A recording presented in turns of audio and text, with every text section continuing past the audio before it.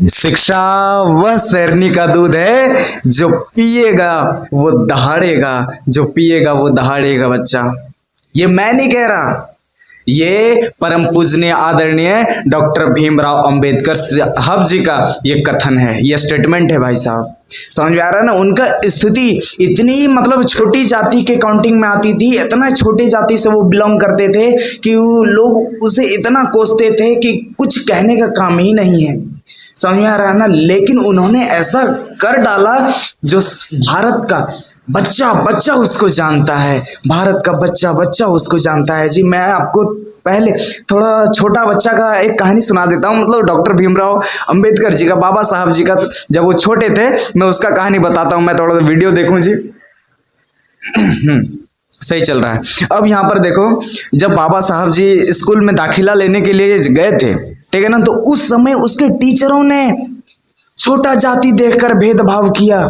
उसके टीचरों ने भाई साहब, जो इतने अच्छे एजुकेटेड पर्सन होने के बावजूद भी वो जो है छुआछूत अस्पृश्यता को जो है अपनाना शुरू कर दिया था, उसको जो है बाहर बिठाने लगे। तब उदास मन से जब वो अपने घर पहुंचे, अपने माँ से पूछे कि माँ कि क्यों मुझे पढ़ने का अधिकार नहीं। बात समझ रहे हैं ना, कि माँ क्यों मुझे पढ़ने का अधिकार नहीं। तो उसकी माँ जी कहती हैं कि बेटा हम लोग छोटी जाति में आते हैं।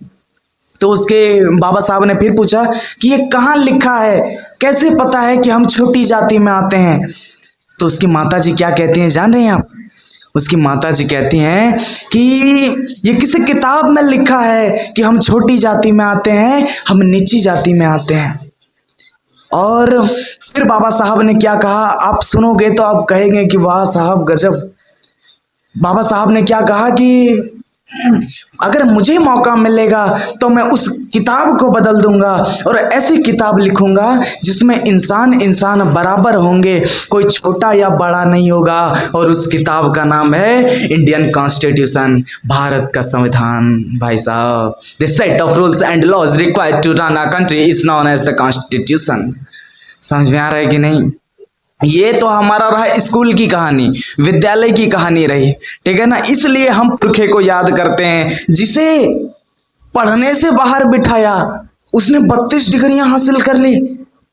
जिसे कलम पकड़ने को नहीं दी गई थी, इतना छुआछूत चलता था भाई साहब पहले, उन्होंने 4-4 PhD की डिग्री हासिल कर ली।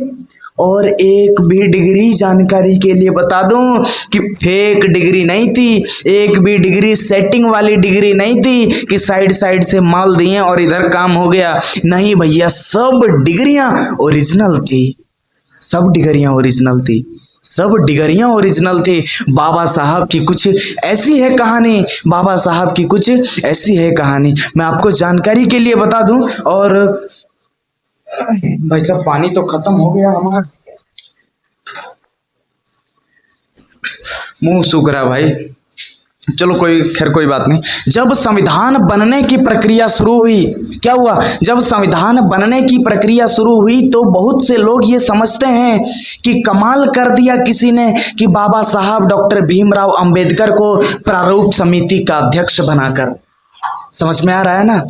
डॉक्टर भीमराव अंबेडकर को किसी ने कमाल कर दिया कि क्या, प्रारूप समिति का अध्यक्ष बनाकर। लेकिन हकीकत था कि इस मुल्क में, इस पूरे मुल्क में ऐसा कोई हुनरमंद, ऐसा कोई काबिलियत व्यक्ति कोई था ही नहीं इस मुल्क में जो प्रारूप समिति का अध्यक्ष बनाया जा सके, जिसको हम ड्राफ्टिंग कमेटी इसको इंग्लिश में कहते हैं। भाई समझ में आ रहा है कि नहीं। भाई साहब ऐसी जिंदगी नहीं होती, इतिहास वही बंदा लिखता है, इतिहास वही व्यक्ति रचता है जिसके पीछे बहुत सारी मेहनत होता है भाई, बहुत मेहनत लगता है। अब यहाँ पर एक शायरी भी था, मैं आपको सुना दूं क्या बीच में। हिंदू मुस्लिम सिख ईसाई सबको समान लिखा है, हिंदू मुस्लिम सिख ईसाई सबको समान लिखा है। मिटाकर जात पात भेदभाव, मिटाकर जात पात भेदभाव बाबा साहब ने संविधान लिखा है, बाबा साहब ने संविधान लिखा है, बाबा साहब ने संविधान लिखा है। आप जानते होंगे मैं गया हूं गुजरात के सियाजी बाग वडोदरा में, पुराने लोग जानते होंगे उसे संकल्प भूमि के नाम से अभी जानते हैं। जब उन्होंने इतनी डिग्रियां हासिल कर ली, तो जो है वो नौकरी करने गए, और नौकरी भी ऑफिसर रैंक की थी भाई साहब। मैं आपको बता दूं जानकारी के लिए कि नौकरी भी ऐसे वैसे नौकरी नहीं थी, ऑफिसर रैंक की नौकरी थी। और जब नौकरी करने गए तो नौकरी करने के बाद भाई साहब इतनी जलालत, इतनी हरकतें कि वॉचमैन जो है फाइलें फेंक कर दिया जाता था, फेंक कर देता था जो है बाबा साहब को। पीने का पानी अलग, रहने के लिए तो रूम तक नहीं दिया जाता था, इतनी जलालत। सोचो इतनी जलालत भाई साहब की क्या कहें। मैं भी जब पढ़ा था, मैं जब इनके बारे में मैं भी जब जाना था कि भाई साहब बड़ी दिल में चोट आया था। अगर वो इंसान अभी भी होता ना तो छोड़ते नहीं उसको, है ना।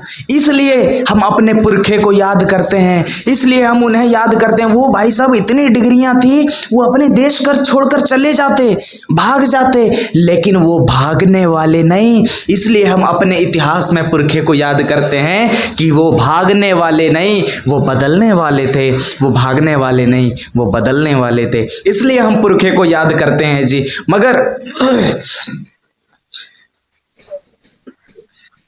भाई साहब आज कल पानी में शाम को भीग गए थे जी, तबीयत थोड़ा ठीक नहीं लग रहा है।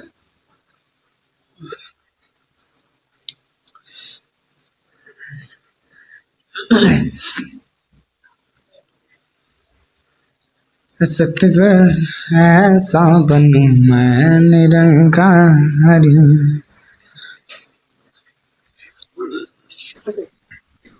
माफ कीजिएगा जी, थोड़ा अभी बारिश का मौसम चल रहा है ना, थोड़ा।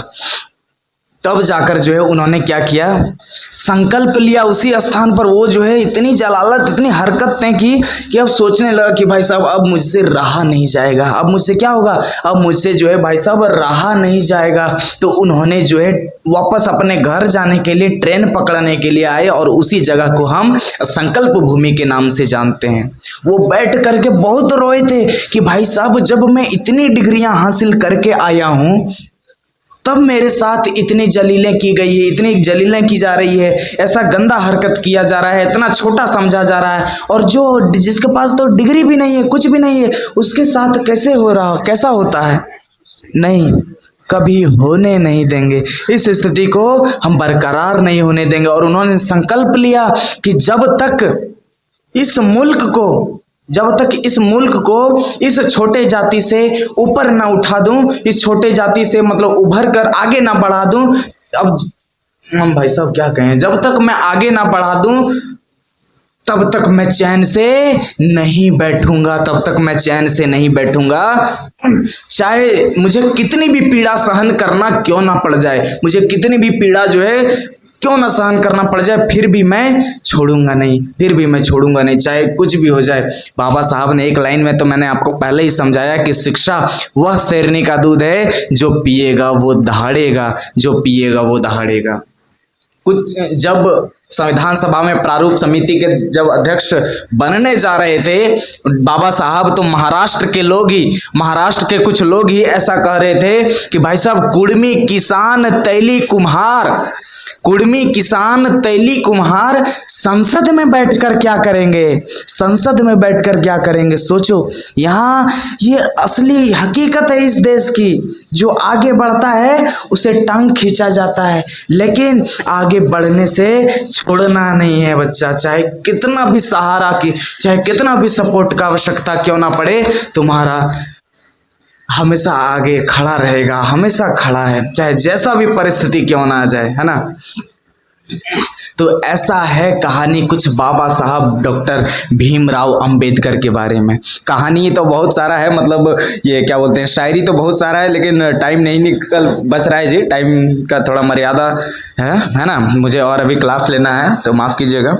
आज बार ये बताओ, ये कहानी आप लोगों को कैसा लगा, समझ में आया ना कि कैसी इतना जलालत, इतनी हरकतें करने के बाद भी कि भाई साहब बाबा साहब ने खुद को बदलने का सोचा। बाबा साहब ने इतना अपमान किया गया, अब एक लाइन में समझो, इतना अपमान किया गया लोगों के द्वारा।